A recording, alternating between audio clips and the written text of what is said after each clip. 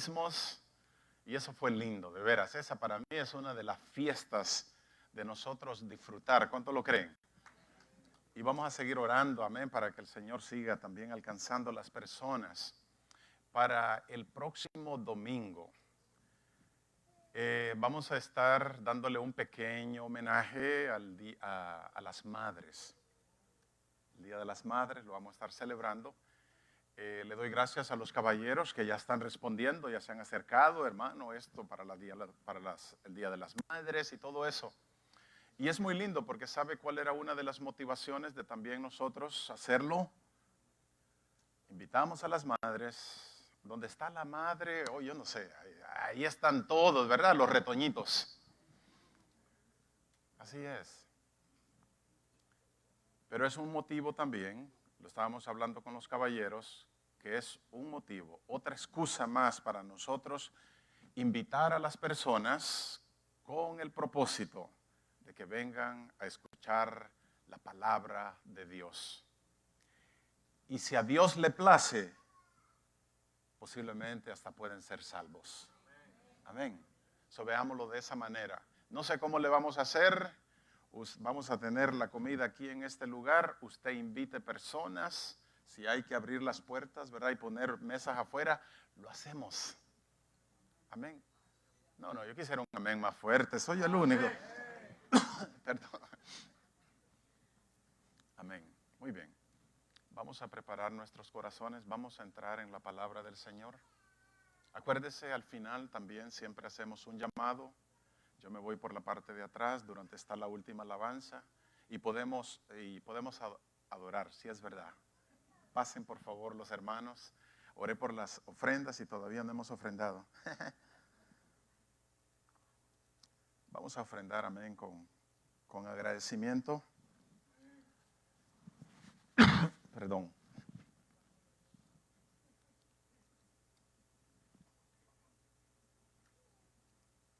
Levanta la mano, mi hermano Carlos.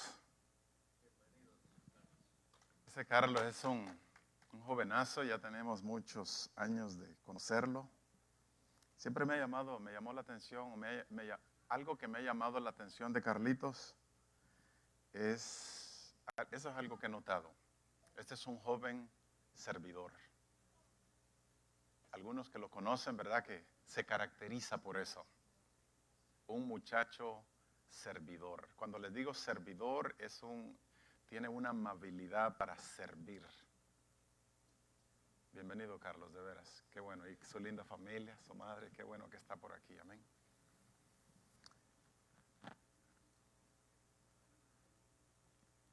Vamos a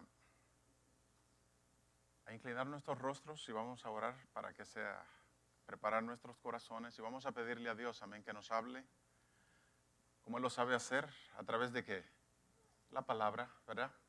La palabra. Padre, en el nombre de Jesús, una vez más, venimos delante de ti, Señor, y te pedimos que prepares nuestra mente, nuestro corazón, nos ayudes a recibir este pan celestial.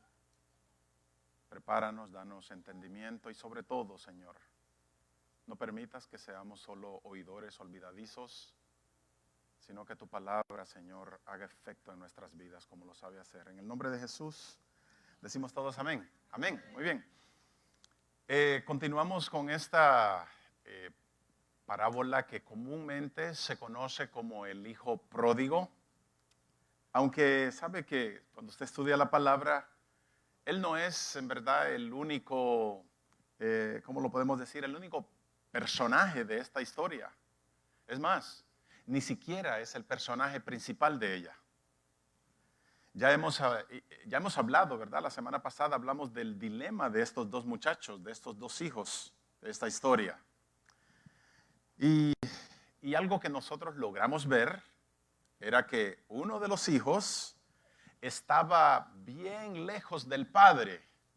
Y obviamente nos dice la historia que no estaba en relación con su padre, ni en su amor. Pero también vimos, por eso era el dilema de estos muchachos, era de que había el hijo mayor, estaba cerca del padre y también estaba en la misma situación. Y lo que hemos aprendido entonces es que por ende los dos estaban ¿qué? Perdidos. Uno cerquita y uno lejos. Ahora, hoy quiero enfatizar un poquito más sobre, bueno, alguien me lo cambió ahí, pero hoy quiero enfatizar sobre lo que es el gozo del padre. La semana pasada hablamos del dilema de los dos hijos. Hoy quiero enfatizar sobre eso, sobre el gozo de nuestro padre. Y es algo que nosotros vemos bastante en este capítulo 15, vaya abriendo sus Biblias, capítulo 15 de Lucas. Eso es lo que resalta bastante en este capítulo, el amor del Padre.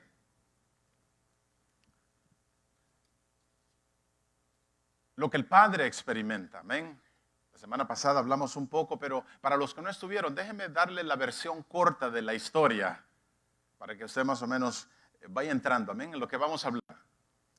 Si usted tiene su Biblia ahí, el versículo 12 dice de que esto se trata de un hombre, un padre que tenía dos hijos.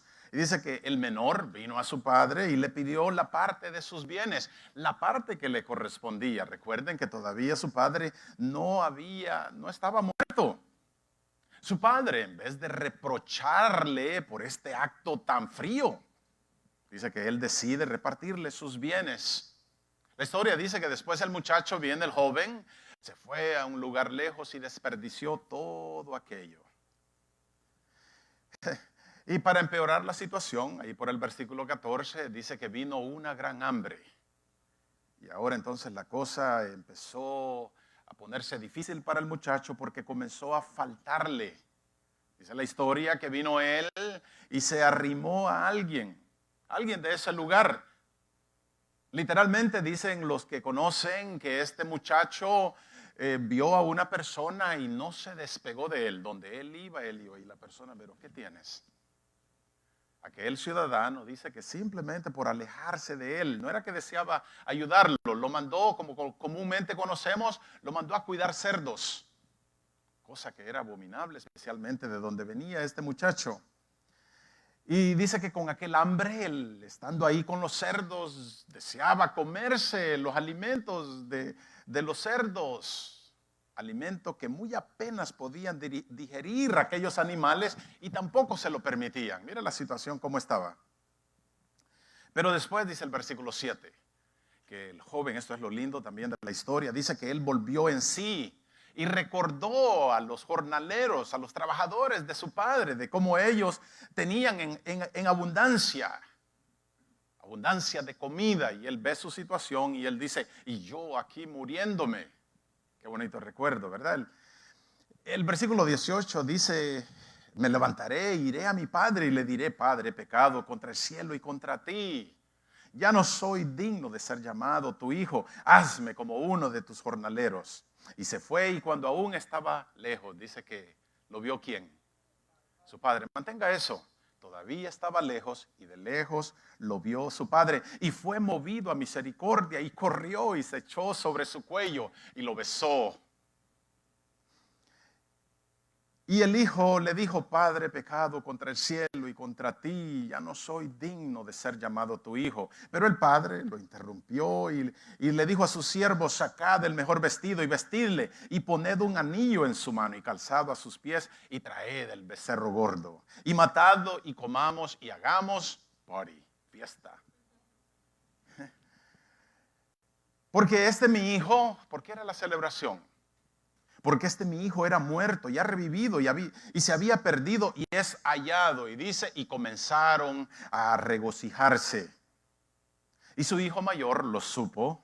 Siempre hay uno, ¿verdad?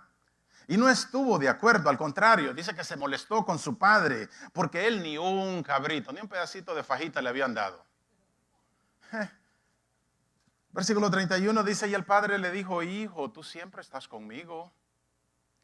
Y todas mis cosas son tuyas.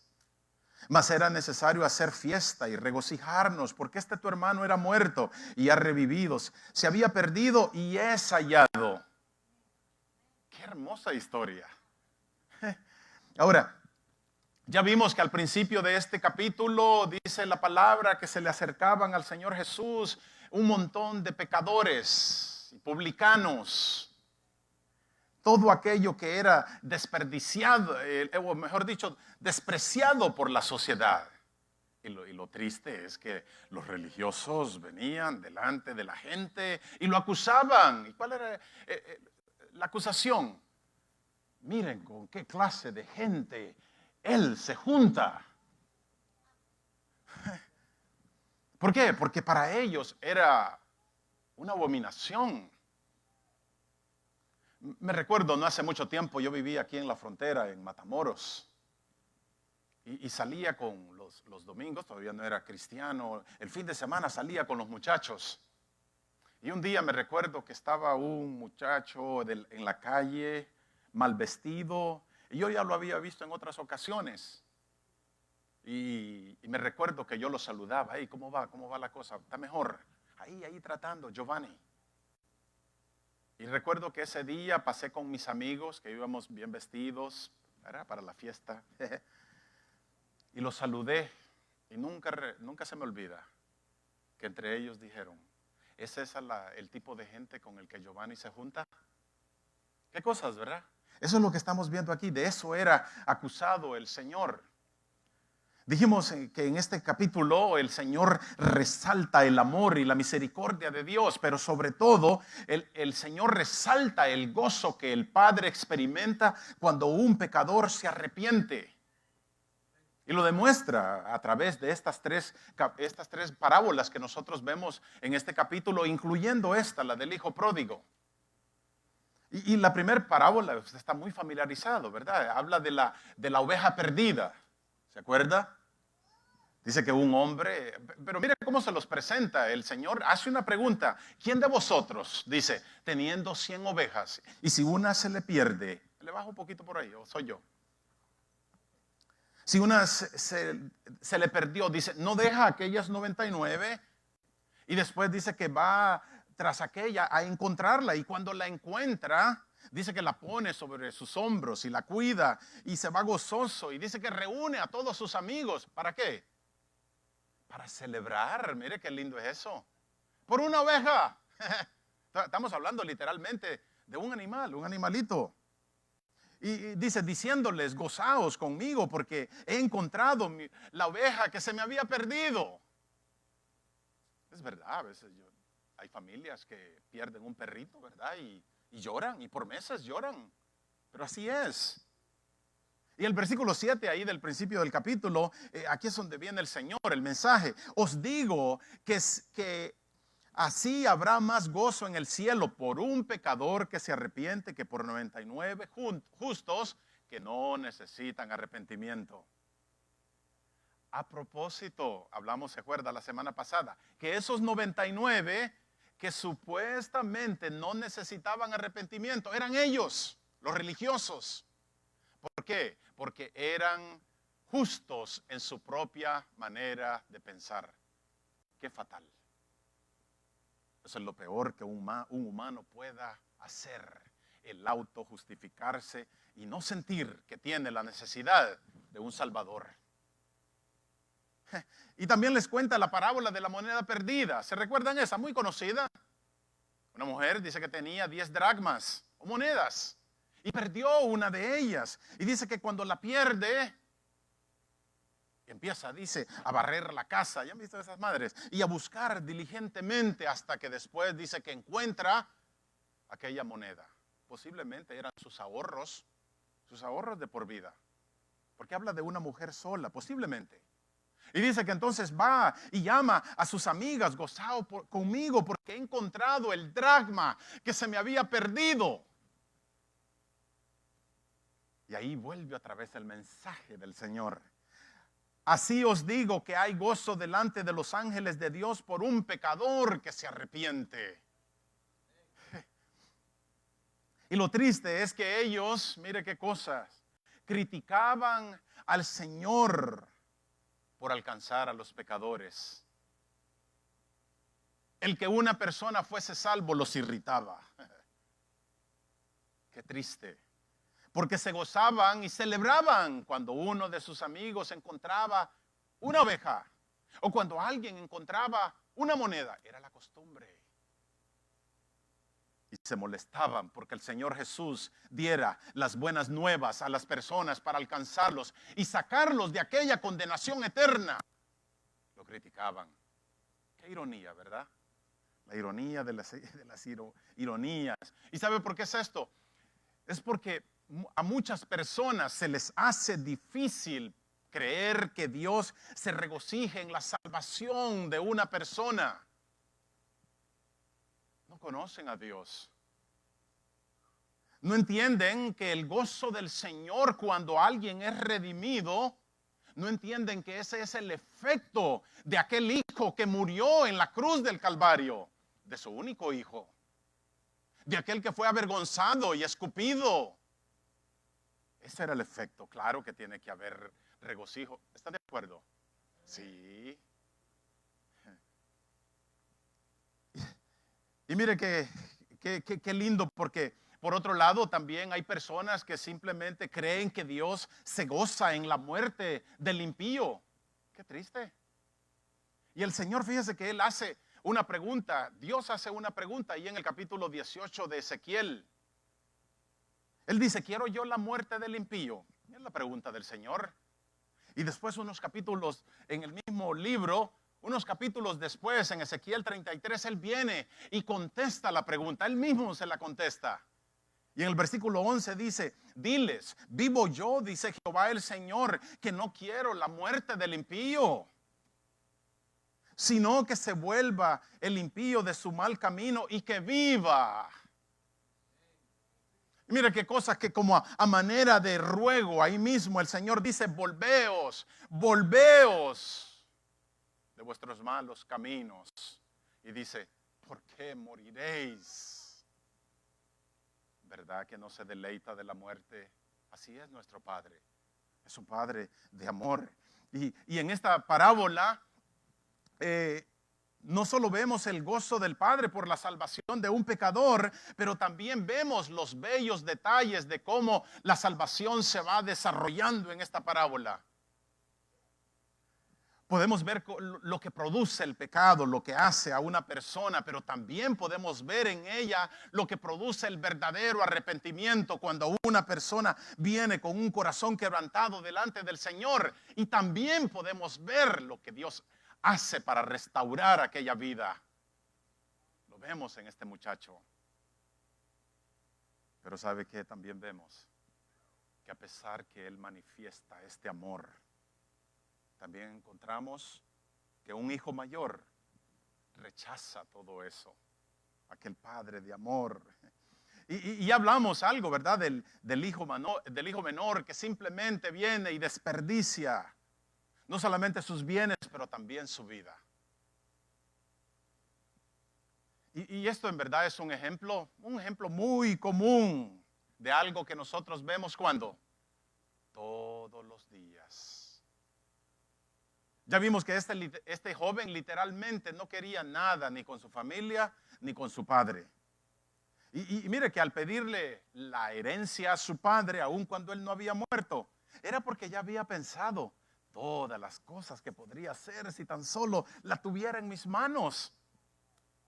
Ahora, seguro que también había pensado, pero ¿cuál es el obstáculo que me detiene? Su viejo. Eso era, seamos realistas. Eso era lo que quería. No quiero nada con ese viejo, no quiero nada con ese padre. En verdad me gustaría que ya se lo llevara Dios.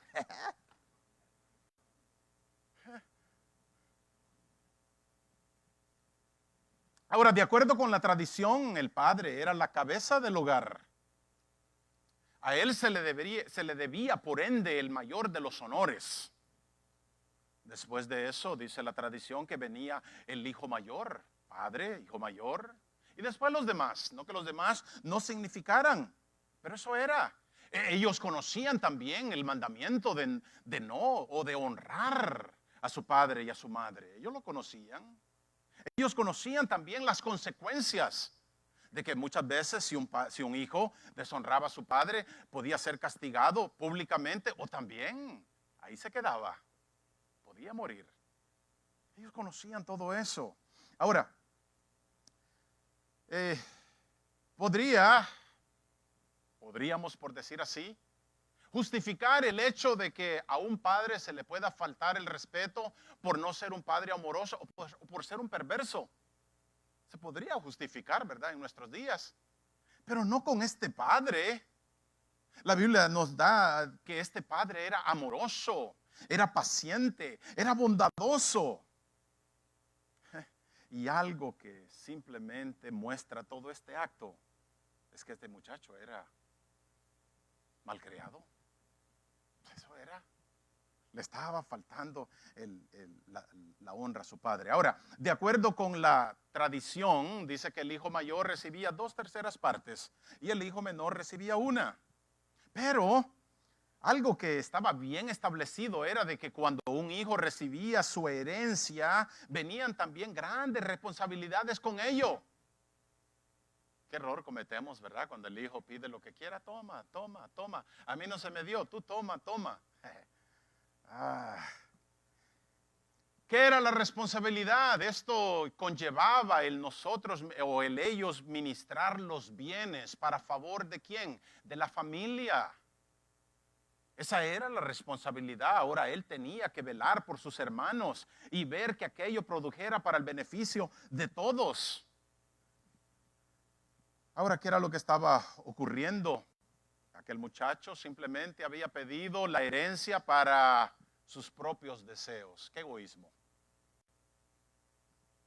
Y no era, fíjese, de que los muchachos no podían disfrutar de los bienes del padre. No era eso. Claro que los podía disfrutar. Mira el versículo 31. El padre le dijo al mayor: todas mis cosas son tuyas. No es que te tengo limitado. Mire qué terrible es esto, porque el padre hace algo que también a él le duele. Le reparte los bienes. Aun cuando entendía que esto no era lo mejor para él, y aun cuando entendía que lo que el hijo estaba haciendo era rechazándolo. Él lo sabía, el padre no era. Pero aun con todo eso, dice que se lo da. ¿Alguna vez usted ha sido rechazado por alguien que le ama? Baje la mano. ¿Verdad? ¿Quién no?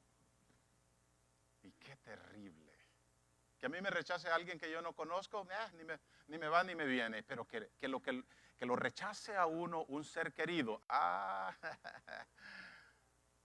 Que si no duele. Ahora, lo que aquí estaba ocurriendo en verdad, en esta parábola, es lo que nosotros vemos en el libro de Romanos. Es la misma reacción de la humanidad que nos dice que después de ellos haber conocido a Dios, dice que no le glorificaron como Dios.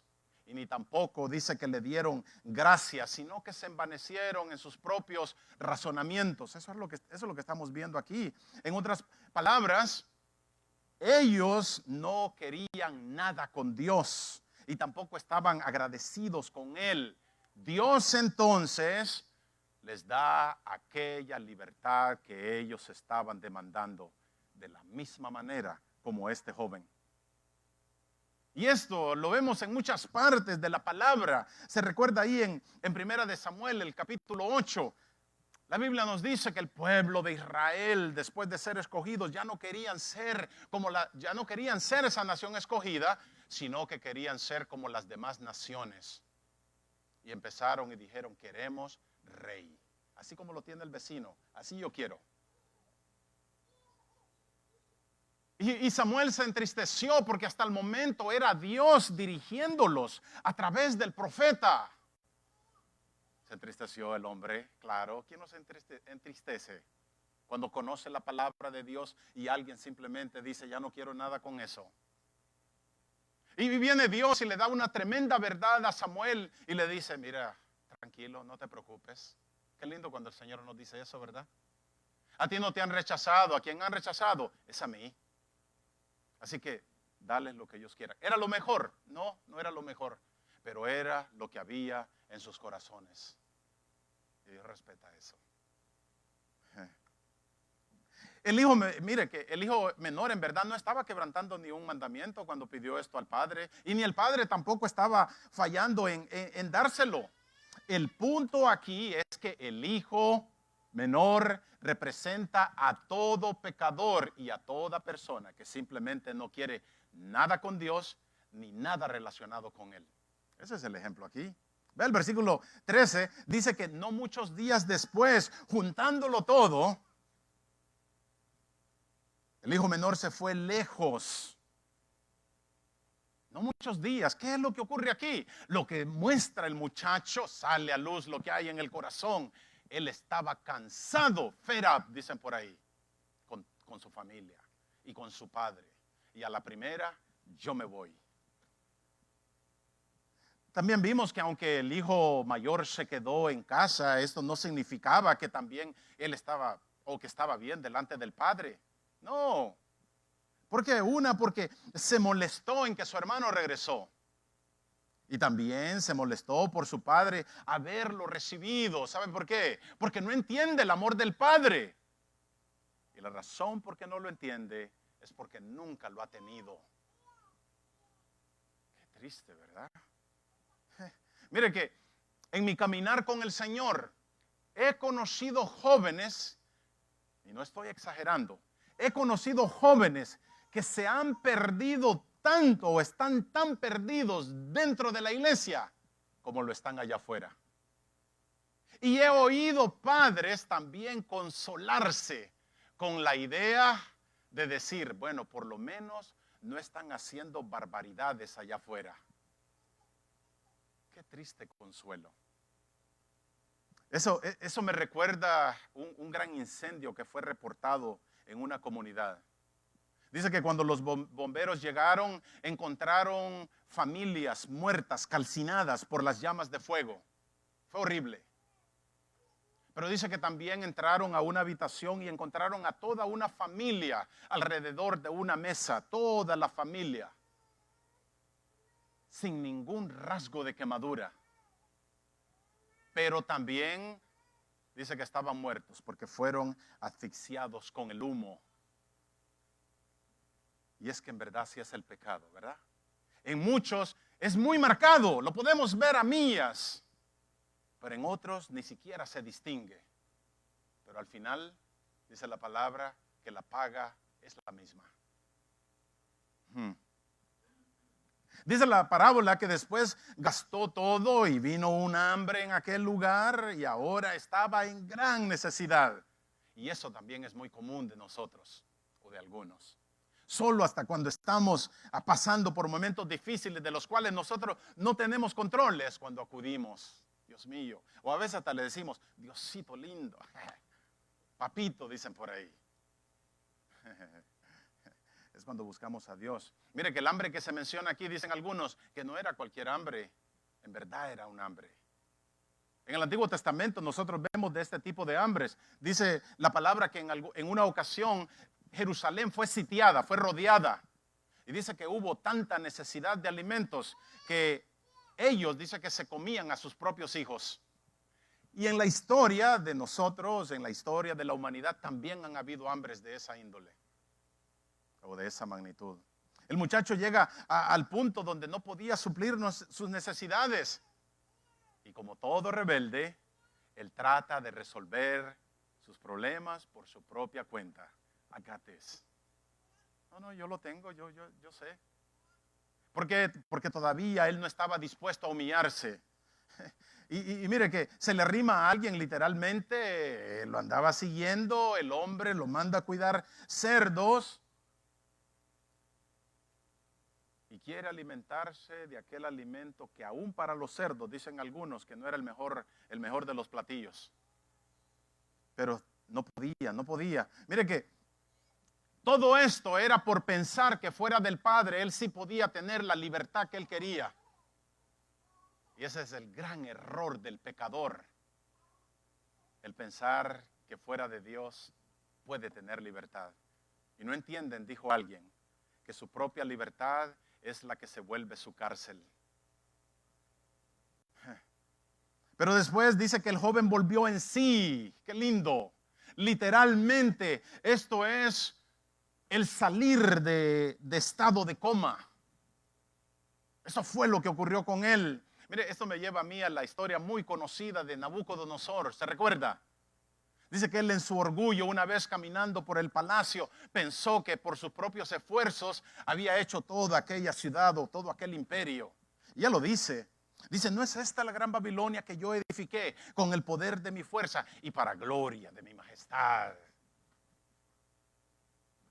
Lo dice bien, ¿verdad?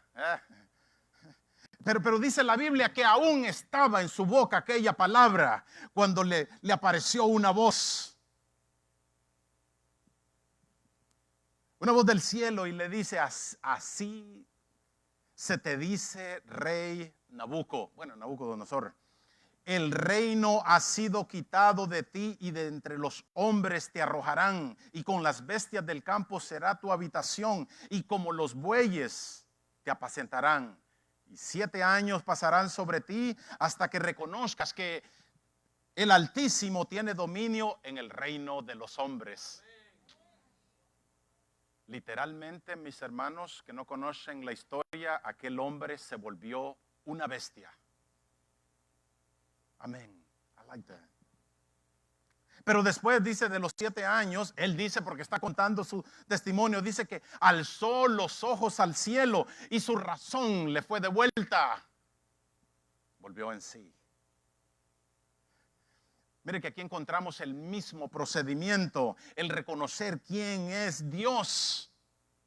Pero algo que nosotros podemos ver aquí es que en los dos casos, tanto el muchacho volver en sí como a este rey devolverse su razón, tuvo que haber intervención de Dios. Él es, amén, el autor de esa gracia. Mire que a mí me llama la atención porque el apóstol Pedro dice que cuando una persona anda en pecado, literalmente el hombre o el ser humano es como un animal irracional. Y se va hundiendo más y más en su perdición, porque el animal jamás se detendrá para razonar. Espérame, no tengo que hacer esto. No puede. Eso es lo que dijo el Señor en la cruz del Calvario. Él dice, porque de tal manera amó Dios al mundo. Porque Él entendía, amén, de que no, si Él no hacía algo así, iban a haber consecuencias. Y mire lo que el versículo 20 dice, que cuando aún el hijo menor estaba lejos, dice que el padre corrió hacia él porque fue movido a misericordia. Quiere decir entonces, podríamos deducir, dijimos la semana pasada, que el padre siempre estaba esperando a su hijo y siempre lo andaba buscando. Algo lindo de esto es que dicen los estudiosos que cuando el Señor o cuando este padre experimentó misericordia, dice que no era que se estaba sintiendo mal solo por la manera como se veía, aunque daba lástima, olía mal y todo eso, pero no era eso. Lo que lo movió a misericordia es porque él entendía que si no hubiese hecho, entendía las consecuencias que le esperaban a aquel muchacho. Eso fue lo que el Señor vio en la cruz del Calvario. Tengo que amarlos, porque si no los amo de esta manera, Él entendía lo que le esperaba a la humanidad. Qué lindo es nuestro Padre. ¿Alguien le puede dar gracias? Sí, sí.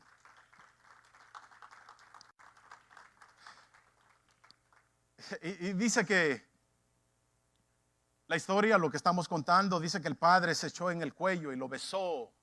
Indica que el hijo fue restaurado en ese momento. Mire que siempre lo digo, ahora que yo tengo a mis hijas, me ha ayudado a conocer más el amor que Dios tiene para con mi vida. Porque yo, siendo un hombre imperfecto, estoy dispuesto en mi imperfección, estoy dispuesto a darlo todo por esas niñas, por mis hijas. Usted como padre lo reconoce. Ahora imagínese a Dios siendo un Padre perfecto, ¿qué es lo que no ha hecho por cada uno de nosotros? Mira el hermoso cuadro de esta parábola. Desde ese preciso momento el muchacho es aceptado. ¿Verdad que nos lleva a la cruz del Calvario? Desde ese momento el Señor dijo, Padre, perdónalos. Desde ese momento. Voy terminando. Dijimos de que cuando vemos a este muchacho, lo que estamos viendo en verdad es el amor manifestado del Señor, de Dios, del Padre. Pero también entonces nosotros estamos viendo lo que Dios tiene preparado para cada uno de nosotros. Mire que es muy lindo porque los fariseos, ellos no habían entendido en verdad lo que era el amor, por qué el Padre se gozaba por el arrepentimiento de un pecador. En la mente de ellos pensaban que el que merecía ser reconocido por su fidelidad era el hijo mayor. En otras palabras, eran ellos. Y no habían entendido lo que Dios hace cuando una persona se arrepiente. Mire qué lindo. No podían ellos entender lo que ocurría cuando el Señor Jesús le decía a alguien, tus pecados te son perdonados, porque nunca lo habían experimentado. Ellos no entendían que cuando aquella persona recibía perdón del Señor Jesús, en ese momento había un sentimiento de paz, un sentimiento de alegría y un sentimiento de agradecimiento. Y lo vemos, amén, en tantas historias en la Biblia. Se recuerda de Zaqueo. Allí en Lucas 19 dice que este hombre no solamente era un publicano a lo que aquellos odiaban, pero era el jefe de ellos. Y venía Jesús, dice, y da un detalle en la palabra que dice que Zaqueo era pequeño de estatura, no lo podía ver por la multitud. Entonces dice que Zaqueo va y se sube a un árbol. Mis hermanos, no hay cosa más linda que ver a una persona que tiene verdadera sed de Dios. Y eso era lo que este muchacho estaba haciendo, este hombre. Jesús no tuvo que esperar que alguien le dijera, hey, por ahí hay alguien. No, él dice que miró hacia arriba y le dice, Zaqueo, es necesario que yo pose en tu casa. Me fascina esa frase. Es necesario que yo pose en tu casa. ¿Sabe por qué? Porque el Señor Jesús no solamente posó en la casa de aquel varón, sino que llegó a posar en su corazón. Y mire qué lindo, porque dice la palabra que entonces Zaqueo, puesto en pie, dijo al Señor, he aquí, Señor, la mitad de mis bienes doy a los pobres, y si en algo he defraudado a alguno, se lo devuelvo cuadruplicado. Fue una alegría genuina y fue un cambio genuino. El Señor no le pidió hacer eso a Zaqueo, Él lo hizo. El Señor no le pidió nada, pero sí dijo algo el Señor. Dice, hoy ha venido la salvación a esta casa, porque el Hijo del Hombre vino a buscar y a salvar lo que se había perdido. Ese, mis hermanos, es el gozo que hay en los cielos, y los fariseos nunca lo entendieron. Qué triste. Nunca lo comprendieron, porque ellos eran aquellos que lo rechazaron en la parábola. Y para sorpresa de ellos, el Señor Jesús o el Padre en esta parábola nunca mandó al Hijo a que se fuera a bañar. No, sino que viene Él, dice, y llama a los sirvientes, y viene, dice, y pone a que le sirvan a Él. Y lo visten de gala, y le ponen anillo, y le calzan los pies. Para sorpresa de ellos, el hijo menor que se había arrepentido era el que estaba recibiendo todos estos honores. Habiendo dicho esto, habrá alguien que posiblemente se encuentra en alguno de estos dos lugares. Aquel hijo que está bien cerca, pero que no tiene una relación genuina con Dios. O posiblemente aquel que está bien lejos y tampoco tiene una relación con el Padre.